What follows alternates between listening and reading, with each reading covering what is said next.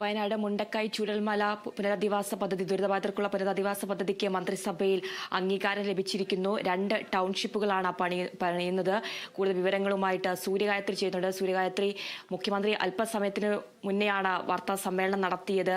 സമാനതകളില്ലാത്ത ഒരു ദുരിതമായിരുന്നു മുണ്ടക്കൈ ചൂരൽമല ദുരിതമെന്നാണ് പറഞ്ഞത്. എങ്ങനെയൊക്കെയാണ് പുനരധിവാസ പദ്ധതി ക്രമീകരിച്ചിരിക്കുന്നത്? കൂടുതൽ വിവരങ്ങൾ എങ്ങനെയാണ്?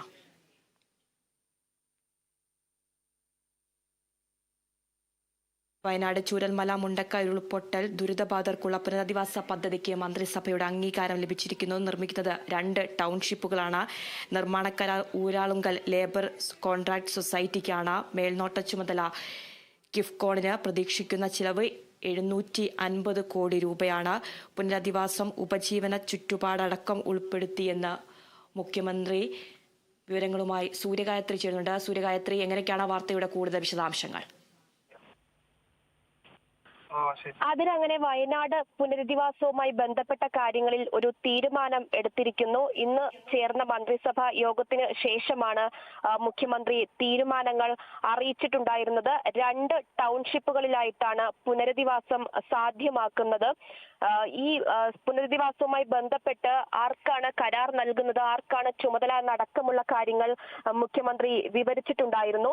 2 സ്ഥലം, അതായത് നെടുമ്പാല മേഖലയിലും കൽപ്പറ്റ മേഖലയിലുമായിട്ട് 2 ടൗൺഷിപ്പുകളിലായിട്ടാണ് ഈ വീടുകൾ നിർമ്മിക്കുന്നത്. എത്ര വീടുകളായിരിക്കും നിർമ്മിക്കുമെന്ന കാര്യത്തിൽ ഇതുവരെ ഒരു ഔദ്യോഗിക അറിയിപ്പ് നൽകാൻ കഴിയില്ല എന്നതാണ് മുഖ്യമന്ത്രി അറിയിച്ചിട്ടുണ്ടായിരുന്നത്. അത് കൂടുതൽ ചർച്ചകൾ നടത്തി 2 ആഴ്ചയ്ക്കുള്ളിൽ എത്ര വീടുകളാണ് ഈ സ്ഥലങ്ങളിൽ നിർമ്മിക്കുക എന്നത് പറയും എന്നുള്ളതാണ് മുഖ്യമന്ത്രി വ്യക്തമാക്കിയിട്ടുണ്ടായിരുന്നത്. ഇതിൽ പ്രധാനപ്പെട്ട കാര്യം, നിർമ്മാണ കരാറുകാർ അത് ഊരാളുങ്കലാണ്. നിർമ്മാണ മേൽനോട്ടം നൽകിയിരിക്കുന്നത് കിഫ്കോണിനാണ്. ഇതിൽ ഏകദേശം 750 കോടി രൂപ ഈ ടൗൺഷിപ്പ് നിർമ്മാണത്തിന് വേണ്ടി വരുമെന്നുള്ളതാണ് മുഖ്യമന്ത്രി വ്യക്തമാക്കിയിട്ടുണ്ടായിരുന്നത്. ഇതിൽ ആദ്യ ടൗൺഷിപ്പ് അത് 5 സെന്റിൽ 1000 സ്ക്വയർ ഫീറ്റ് ഉള്ള വീടുകളാണ് നിർമ്മിക്കുന്നത്. ടൗണിനോട് ചേർന്ന ഭാഗത്താണ് ഈ വീടുകൾ നിർമ്മിക്കുന്നത് എന്നുള്ളതാണ്.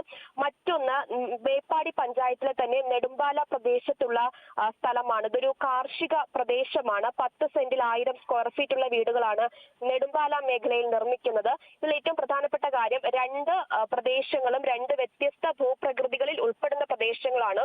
അതുകൊണ്ട് തന്നെ നിർമ്മിക്കുന്ന വീടുകളിലും അത്തരത്തിലുള്ള പ്രത്യേകതകളും മാറ്റങ്ങളും ഉണ്ടാകുമെന്ന കാര്യം മുഖ്യമന്ത്രി വ്യക്തമാക്കുന്നു. ഈ ടൗൺഷിപ്പുകളിലൊക്കെ തന്നെ school, health centre, anganwadi, library, sports ground, അത്തരത്തിൽ എല്ലാവിധ സജ്ജീകരണങ്ങളും നിർമ്മാണങ്ങളും ഉൾക്കൊള്ളിച്ചുകൊണ്ടുള്ള ടൗൺഷിപ്പുകളാണ് നിർമ്മിക്കുന്നത്.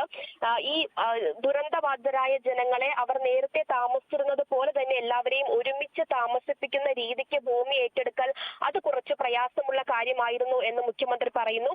എന്നിരുന്നാലും പരമാവധി വേഗത്തിൽ പുനരധിവാസ പ്രക്രിയകൾ നടപ്പിലാക്കുന്നതിന് വേണ്ടിയുള്ള പ്രവർത്തനങ്ങളാണ് മുഖ്യമന്ത്രിയുടെ നേതൃത്വത്തിൽ കഴിഞ്ഞ തവണ ചേർന്ന യോഗങ്ങളിലൊക്കെ തന്നെ അത്തരത്തിലുള്ള ചർച്ചകളാണ് നടത്തിയിട്ടുണ്ടായിരുന്നതാണ്.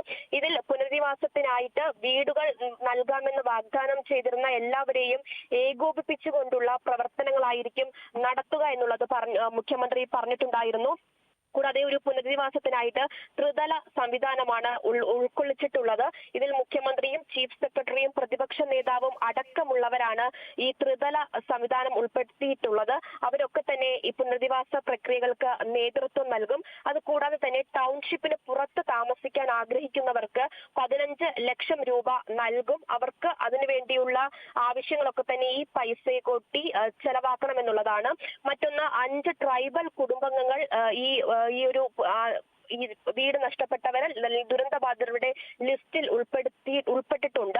അവർക്ക് അവർ ആഗ്രഹിക്കുന്ന രീതിയിൽ സൗകര്യം ഒരുക്കി നൽകുമെന്ന് പറഞ്ഞിട്ടുണ്ട്. ഇതിൽ 4 പേര് ഇപ്പോൾ തന്നെ പുനരധിവാസത്തിൽ ഈ നിർമ്മിക്കുന്ന ടൗൺഷിപ്പിൽ തന്നെ തങ്ങൾക്ക് സൗകര്യം ഉൾപ്പെടുത്തിയാൽ മതി എന്നുള്ള നിർദ്ദേശമാണ് നൽകിയിട്ടുള്ളത്. അതല്ല അവർക്ക് മറ്റ് ആവശ്യങ്ങളാണുള്ളതെങ്കിൽ അതനുസരിച്ചുള്ള സൗകര്യം ഒരുക്കി കൊടുക്കുമെന്നുള്ളതാണ്. ഇന്നിപ്പോൾ സ്പോൺസർമാരുടെ യോഗം ചേർന്നിട്ടുണ്ടായിരുന്നു. 38 സ്പോൺസർമാരുടെ യോഗമാണ് ചേർന്നിട്ടുണ്ടായിരുന്നത്. ഉണ്ടായിരുന്നത്. ഇതിൽ മുസ്ലിം ലീഗ്, ഡിവൈഎഫ്ഐ, അതുപോലെ തന്നെ കർണാടക മുഖ്യമന്ത്രിയുടെ പ്രതിനിധി, രാഹുൽ ഗാന്ധിയുടെ പ്രതിനിധി, പ്രതിപക്ഷ നേതാവ് അടക്കമുള്ളവർ യോഗത്തിൽ പങ്കെടുത്തിട്ടുണ്ടായിരുന്നു. ഇവർക്ക് വേണ്ടി ഒരു റിപ്പോർട്ട് തയ്യാറാക്കുകയും അത്തരത്തിലുള്ള കാര്യങ്ങൾ ചർച്ച ചെയ്യാനും വേണ്ടിയുള്ള സൗകര്യമൊരുക്കുന്നത് അതൊക്കെ തന്നെ വേഗത്തിലാക്കും. അതിനുവേണ്ടി സ്പെഷ്യൽ ഓഫീസറെ ഉൾപ്പെടെ ചുമതലപ്പെടുത്തിയിട്ടുമുണ്ടെന്ന കാര്യം മുഖ്യമന്ത്രി വ്യക്തമാക്കിയിട്ടുണ്ട്.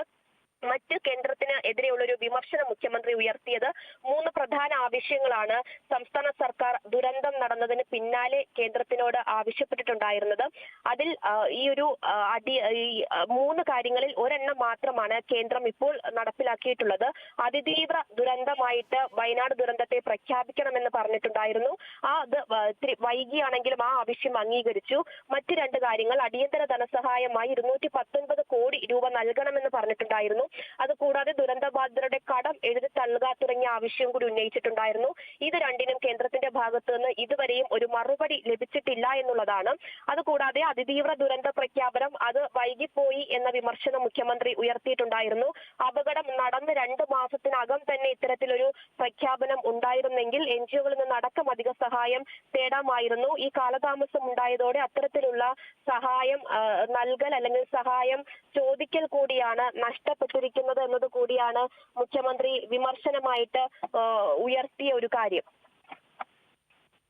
ശരി, സൂര്യഗായത്രിയാണ് വാർത്തയുടെ വിവരങ്ങൾ നൽകിയത്.